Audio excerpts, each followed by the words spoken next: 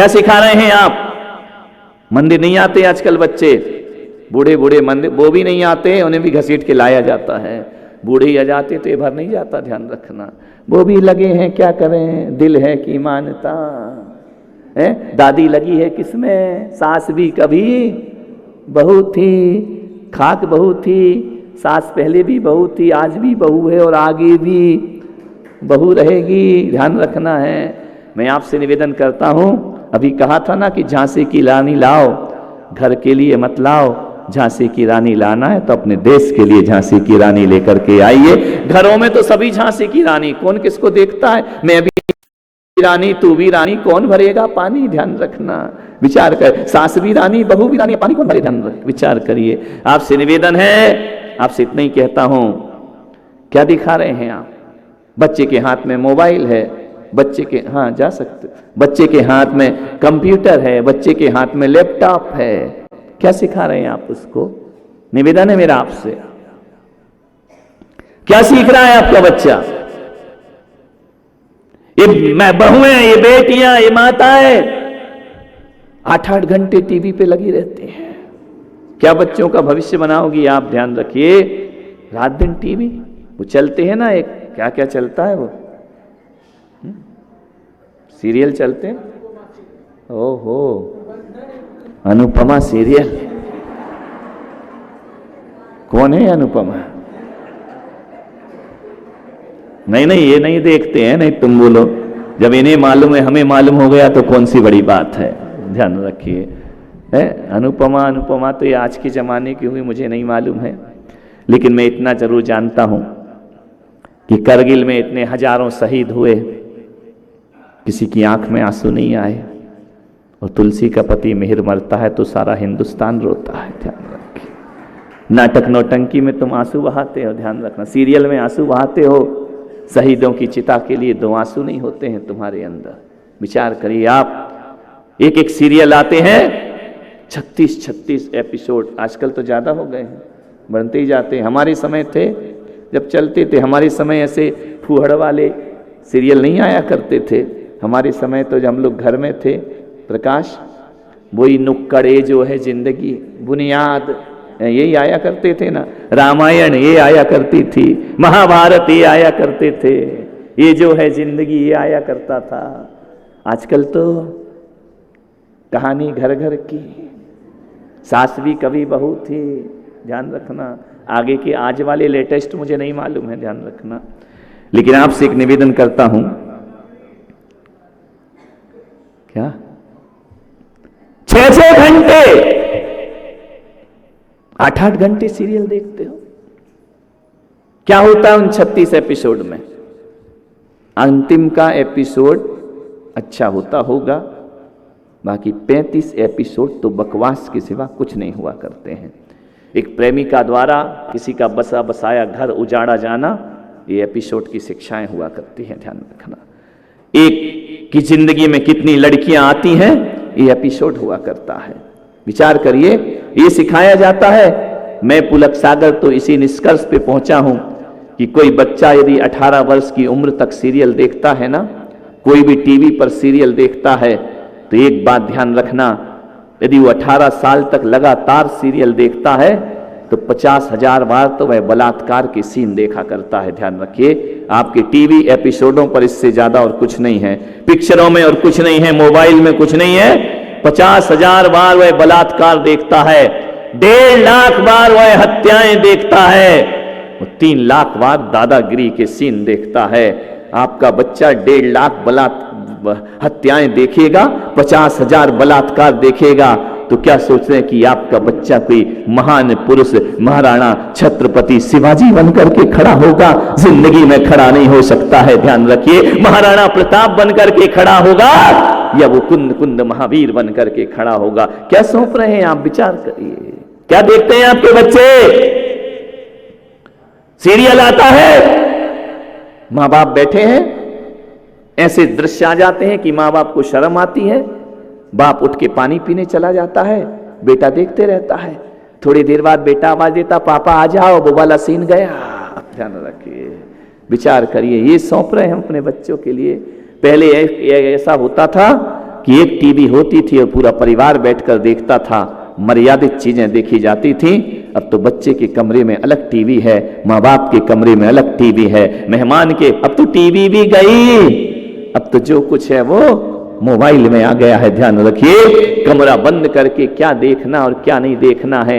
ये 18 साल से पहले जो हमको बातें मालूम नहीं होती थी ना, वो बातें आज के बच्चों को 5 साल में मालूम हो गई हैं। ध्यान रखना, हम समझते नहीं थे कि विवाह क्या होता है, हम समझते नहीं थे कि वासनाएं क्या हुआ करती हैं। हम 15-16 साल तक कुछ जाना नहीं करते थे। मैं खुद अपना बताता हूं, 8वीं कक्षा तक हमारे टीचर और हमारे घर के लोग हाफ पैंट में हमें स्कूल भेजा करते थे। 9वीं कक्षा से फुल पैंट आया करता था। जानते नहीं थे कि वासना क्या होती है, कामना क्या होती है। छोटा सा जीवन होकर भी पहले बाल विवाह होते थे, लेकिन वो बाल विवाह, बाल वधुएं विवाह का अर्थ नहीं समझा करती थी। वो ऐसे खेलती थी पतियों के साथ जैसे दोस्त के साथ खेला करती थी। और आज का बच्चा बचपन से जानता है कि वासना क्या होती है, कामना क्या हुआ करती है। आज इस तरह से क्षरण हो रहा हमारी संस्कृति का, जिस तरह से सभ्यताओं का हरण हो रहा है, और माँ बाप भी बड़े मजे लेते हैं। एक बच्चा है, मैंने उससे पूछा, बेटा कहां जा रहे हो? बोले स्कूल जा रहा हूं। मैंने कहा स्कूल क्यों जाते हो? मालूम है उसने क्या उत्तर दिया? गर्लफ्रेंड से मिलने जाता हूं। अब बोलो 5 साल का बच्चा, चड्डी पहनना नहीं आती है, वो गर्लफ्रेंड से मिलने जा रहा है। मैंने कहा गर्लफ्रेंड क्या होती है? बोले जिसे मैं प्यार करता हूं वो गर्लफ्रेंड हुआ करती है। अरे नालायक, नाक पोंछना आ नहीं रही है, तू प्यार की बातें कर रहा है। सोचिए ये कौन ने तैयार किया है? आप तैयार करते हो। पिक्चर में गाना आ रहा है, टीवी पर गाना आ रहा है, आप बच्चे से पूछते बेटा बताओ ये कौन है? उसने कहा सलमान खान। आप खुश हो जाते, मेरा बेटा कितना होशियार हो गया है। ये आत्मघाती संस्कार है, ध्यान रखना। आपके बच्चों को 24 तीर्थंकर के नाम नहीं मालूम, आपके बच्चों को नमोकार नहीं आता है, आपके बच्चों को 6 ढाला बाल बोध नहीं आया करता है, लेकिन फिल्मी हीरो हीरोइन के नाम आपके घर में आया करते हैं। अरे सोचिए आप क्या बच्चों का भविष्य बनाएंगे। हमारी माताएं, हमारी दादियां वो होती थी जो एक लकड़ी की खाट पे लिटा करके छत पे लेट जाती थी, छाती पर पोते को बिठाकर सिखाती थी, अरे हंत पिताजी तेरे जिनवाणी माता। ये पाठ हमें पढ़ाए जाते थे, महापुरुषों की कहानियां बताई जाती थी, सतियों का चरित्र बताया जाता था। आज कौन बता रहा है? आज तो फिल्मी गाने चल रहे हैं। बच्चा थोड़ा सा नाच ले, कमर हिला ले, इतने खुश होते हो जैसे राष्ट्रपति पुरस्कार प्राप्त हो गया हो। विचार करना है आपको। ये शिक्षाएं हमारे घरों में।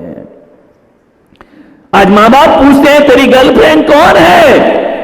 माँ बाप पूछेंगे तो मर्यादाओं का क्या होगा? मेरे भाई ध्यान रखिए, आपसे मेरा निवेदन है बड़ी विनम्रता के साथ कि जीवन में बच्चों को संस्कारित करने का प्रयास करिए। तुम अपना करियर बनाने में लगे हो, तुम अपना फ्यूचर बनाने में लगे हो। मम्मी को बच्चे के लिए समय नहीं है। अभी कहा ना उस बहन ने कि अपने बच्चों को समय दीजिए। आपके पास किटी पार्टी में जाने को समय है, आपके पास तंबोला खेलने का समय है, आपके पास हाउसी खेलने का समय है, आपके पास यहां वहां घूमने का समय है, लेकिन अपने बच्चों के लिए आपके पास कोई समय नहीं हुआ करता है। मान्यवर सोचिए आप, ये जिंदगी आप बच्चों का नहीं, यदि समय रहते तुमने अच्छे से बच्चों को नहीं संभाला तो तुम्हारा बुढ़ापा और बच्चों का भविष्य बिगड़ने में ज्यादा देर नहीं लगेगा। कहां है आपके पास समय? बच्चा आपसे पूछ लेता है बताओ शांतिनाथ भगवान के पिता का क्या नाम था, तो आपको नहीं मालूम है। ध्यान रखिए, ना आपके यहाँ पाठशालाएं चला करती हैं, ना आप धर्म की बातें सिखाया करते हैं। कौन सिखाएगा ये बच्चों को? मालूम है महाराणा प्रताप का जब जन्म हुआ, उनके पिता ने बच्चे के नामकरण करना चाहा, तो मालूम है कैसे नामकरण होते थे? सामने सामान रख दिया जाता था अबोध बालक के हाथ में, ऐसे ऐसे सामान रखते थे, और बच्चा सामान पहला कौन सा उठाता है? ध्यान रखना, महाराणा प्रताप के सामने सामान रखे, उन्होंने खिलौना नहीं उठाया, उन्होंने घर घर के खेल वाले बर्तन नहीं उठाए, उन्होंने विषय भोगों की चीज नहीं उठाई। महाराणा प्रताप यदि सबसे पहले उठाते हैं, बचपन में जब घुटने केवल चलना भी नहीं आता है, सबसे पहला हाथ जाता है तो तलवार पर हाथ जाया करता है, उनका हाथ जाता है तलवार पर। ध्यान रखना, उसी दिन उनकी माता ने कह दिया था, मेरा बेटा देश के लिए, वतन के लिए कुर्बान हो जाएगा, वतन की आन बान और शान पहचान बनेगा। आप क्या नामकरण करते हैं, कभी देखना? बच्चों का जब नाम रखो तो नामकरण संस्कार किया करो, वो देखा करो बच्चा किसे उठाने के लिए जाता है। बच्चा पहली बार जो सामान पकड़ता है ना, जिंदगी भर बच्चे की प्रवृत्ति वही हुआ करती है। महाराणा प्रताप ने तलवार हाथ में ले ली, पिता गदगद हो गए कि मेरे राज्य का कोई सच्चा वारिस इस धरती पर पैदा हो चुका है। ध्यान रखना, महाराजा उदय सिंह जी महाराज, विचार करिए, महाराणा प्रताप का जन्म हो जाता है उनके घर में। मान्यवर, आपसे निवेदन है, क्या शौर्य सिखा रहे हैं आप, क्या बता रहे हैं आप उनको?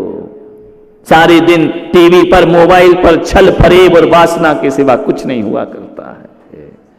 मान्यवर, हम लोग 10वीं पढ़े हैं तब साइकिल दी गई हमको, ध्यान रखना, वो भी पुरानी सेकेंड हैंड, उसमें भी कई बार गिरे छिले, तब साइकिल। 10वीं तक हमको पैदल ही स्कूल जाना रहता था, और मेरा स्कूल तो मेरे घर से 1.5 किलोमीटर दूर था। ध्यान रखना, उसने कभी मुझे साइकिल से स्कूल नहीं भेजा, उन्होंने कहा जा बेटा पैदल स्कूल जाया कर। ध्यान रखना, क्या मालूम वो मुझे क्या सिखा रहे थे, मुझे पैदल चलना सिखा रहे थे या जिंदगी भर मैं पैदल चलूंगा, ये नियति मेरा इंतजार कर रही थी। ध्यान रखना, पैदल जाते थे, कि मंदिर मेरे घर से 1 किलोमीटर दूर था, 1.5 किलोमीटर, रोज मंदिर जाना, पैदल जाना, सुबह जाना, शाम जाना, ये हमारी माताओं के संस्कार हुआ करते थे। ध्यान रखिए। मान्यवर, आपसे निवेदन है, आप क्या दे रहे हैं? मंदिर दूर है, कोई जरूरत नहीं, घर में कर ले महाराज, घर में ही सब कुछ कर ले, कर लो, बुढ़ापे में खून के आंसू बहाओगे। ध्यान रखिए, बच्चों को अच्छे संस्कार दीजिए, लाड प्यार करो, मेरा विरोध नहीं है। आपने एक मानसिकता बना ली है कि हमारा बच्चा बाहर पढ़ने नहीं जाएगा तब तक वो पढ़ ही नहीं पाएगा। हमारे औरंगाबाद में ढंग के स्कूल ही नहीं है। किस स्कूल की बात कर, पूना जाएगा पढ़ने, मुंबई जाएगा पढ़ने।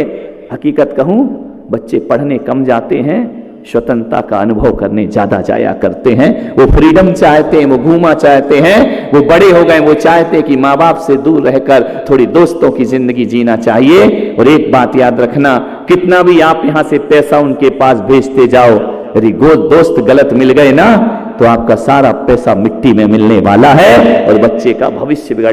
क्यों यहाँ का बच्चा पढ़ लिख के बड़ा क्यों नहीं हो सकता है? यहाँ का बच्चा पढ़ लिख के ऊंचाइयों को प्राप्त क्यों नहीं कर सकता है? क्यों बाहर बच्चे भेजे जाते हैं? क्यों अमेरिका में, विदेशों में हमारी प्रतिभाएं जाकर के पढ़ा करती हैं? आपसे निवेदन है, जिनको पढ़ना होता है ना, सरकारी स्कूल में पढ़कर भी लाल बहादुर शास्त्री बनकर के खड़े हो जाया करते हैं। वो सरकारी स्कूल में पढ़े, उनके पास तो स्कूल जाने के लिए पैसा भी नहीं था।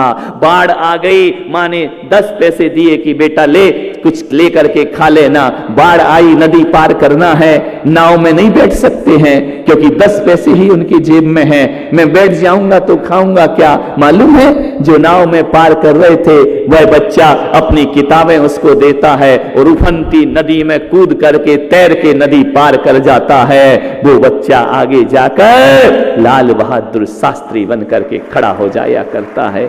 मान्यवर, सिखाओ, इतना नाजुक मत बनाओ। तुम्हारे बच्चे को बोलो कि आज नल नहीं आ रहा है, जाके पड़ोस से 1 बाल्टी पानी ले आना, तो बच्चे को शर्म आती है कि मैं पानी लेने जाऊंगा, सड़क पे जाऊंगा। बच्चा सब्जी लेने नहीं जाता है। मान्यवर, आप ध्यान रखिए, बच्चे सब्जी की डोलची उठाने में उसके हाथ में छाले आ रहे हैं। ध्यान रखना, वो रिक्शा ढूंढता है, वो गाड़ी ढूंढता है, गाड़ी दोगे तो जाऊंगा, नहीं तो सब्जी लेने नहीं जाऊंगा। ऐसे नाजुक हाथ, ये लड़के आते ना मेरी भैयावती करने, ऐसे हाथ लगते हैं कि लड़के कर रहे हैं कि लड़कियां कर रही हैं, समझ में नहीं आता। ऐसे कोमल हाथ बना रखे हैं। अरे मर्द का हाथ होना चाहिए, पत्थर तोड़ दे तो गंगा की धार फूट जाना चाहिए। लोह पुरुष पैदा करो, लोह पुरुष बनाओ। हमको लड़का चाहिए, हरकतें तो उसकी लड़की जैसी, क्या करो इस लड़के का ध्यान रखे।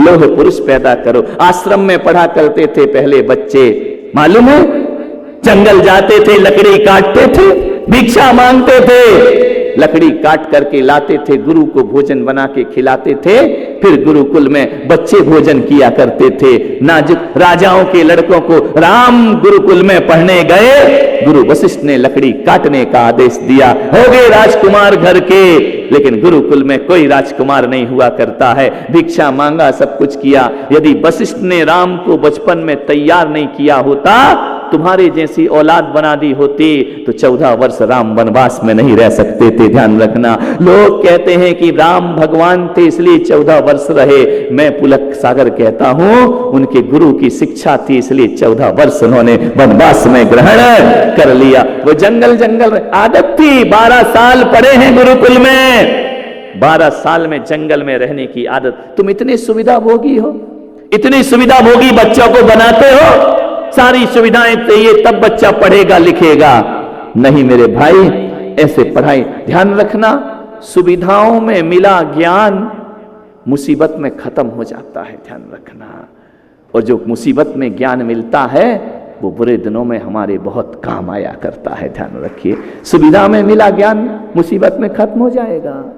ये बच्चे अच्छे नंबर नहीं लाए ना, ये बच्चों को अच्छा जॉब नहीं मिला, ये सुविधाओं का ज्ञान है। ध्यान रखना, जिस दिन ये फेल हो गए उस दिन आत्महत्या की तैयारी करेंगे और कुछ नहीं कर पाएंगे। इन्हें लगता है कि हमारा जीवन बेकार है, हम पढ़ लिख नहीं पाए, हम इंजीनियर नहीं बन पाए, हम डॉक्टर नहीं बन पाए। बच्चा डिप्रेशन में चला जाएगा, डिप्रेशन में जाएगा, आत्महत्या करेगा, तुम्हारे हाथ से तुम्हारी औलाद चली जाएगी। ध्यान रखिए, मैं कहता हूं कि सुविधाओं का ज्ञान नहीं, तपस्याओं का ज्ञान होना चाहिए, संघर्षों का ज्ञान होना चाहिए। नारायण कृष्ण हो या राम हो, इन्होंने ज्ञान जंगलों में प्राप्त किया है। ध्यान रखना, आपसे निवेदन है, इतना सुविधा होगी कि एक सब्जी की डोलची नहीं उठती उससे, एक गिलास पानी देने को तैयार नहीं है। आपने अपने घर में कपड़े के धोने वाली लगा रखी है, बर्तन बना साफ करने वाली लगा रखी है, आपने अपने घरों में खाना बनाने वाली लगा रखी है। क्या संस्कार दोगे आप? उसके बाद भी महिला कहती, महाराज हमारे पास टाइम नहीं है। अरे देवियों, तुम करती क्या हो जो टाइम नहीं है? कपड़े वाली कपड़े, बर्तन वाली बर्तन, झाड़ू वाली झाड़ू, तुम क्या करती हो? पति बेचारा सुबह से शाम तक रहता है, उसमें ही तुम बिजी। बोले नहीं, इन सबको मैनेज करना पड़ता है मुझको। ध्यान रखिए मान्यवर, ऐसा नहीं हुआ करता है। हमारी भी दादी और माता हुआ करती थी, हाथ से चक्की चलाती थी, सुबह सुबह गेहूं पीसा करती थी, और गेहूं पीसते पीसते प्रभु पतित पावन में अपावन चरण आयो शरण जी, भगवान का नाम लिया करती थी। हमारे पुरखे लोग जब स्नान करते थे, अहो जगत गुरुदेव सुनियो अरज हमारी, नहाते जा रहे हैं, स्तोत्र पढ़ते जा रहे, विनती पढ़ते जा रहे, उनका नहाना शुभ हो जाता था, मंगल हो जाता था। जब एक दादी पीसती थी, चक्की पीसा करती थी, भगवान का नाम लेके पीसती थी ना, तो मैं पुलक सागर कहता हूं, बड़े विश्वास के साथ कहता हूं कि बड़े बड़े रेस्टोरेंट में भोजन का वो आनंद नहीं आता जो दादी की रोटी में आनंद आया करता था, क्योंकि उसमें भगवान का नाम होता था, उसमें संस्कार होते थे। ऐसा लगता था कि रोज मुनियों का प्रसाद ग्रहण किया जा रहा हो। ध्यान रखना, ऐसे हमारे बुजुर्गों ने हमें ढाल करके यहां तक बनाया है।